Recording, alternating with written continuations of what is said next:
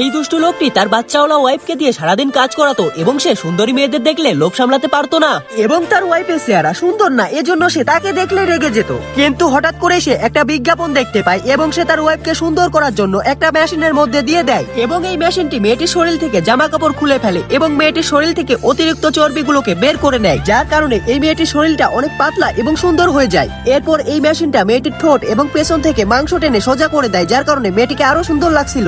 এরপর এই মেশিনটা মেয়েটির ফেসটাকে সুন্দর বানিয়ে দেয়। এরপর মেশিনটা মেয়েটির শরীরে কেমিক্যাল দিয়ে মেয়েটির চুলগুলোকে ভালোভাবে ওয়াশ করে ফেলে, যার কারণে তার চুলগুলো চকচক করছিল। এরপর এই মেশিনটা মেয়েটির শরীর থেকে অতিরিক্ত লোমগুলোকে পরিষ্কার করে ফেলে। এরপর তার হাজবেন্ড তাকে আরো সুন্দর দেখানোর জন্য ছোট ছোট ড্রেস পরিয়ে দেয় এবং সে তাকে বের করার জন্য উল্টো পাল্টা সুইচ চাপতে থাকে, যার কারণে এই মেশিনটি পুরোপুরি এলোমেলো হয়ে যায় এবং এই লোকটির ওয়াইফ অনেক সুন্দর হয়ে বাইরে বের হয়ে আসে এবং এই লোকটি তার ওয়াইফের সৌন্দর্য দেখে অবাক হয়ে যায়। এরপর এই লোকটি বাসায় গিয়ে তার ওয়াইফের সঙ্গে রোমান্স করতে গেলে তার ওয়াইফ অনেক রেগে যায় এবং লোকটি বিদ্যুৎ শক খেয়ে নিচে পড়ে যায় এবং লোকটির ওয়াইফ তাকে ওই নষ্ট মেশিনের মধ্যে দিয়ে দেয় এবং লোকটি ওই নষ্ট মেশিনের মধ্যে পুড়ে ছাই হয়ে যায়।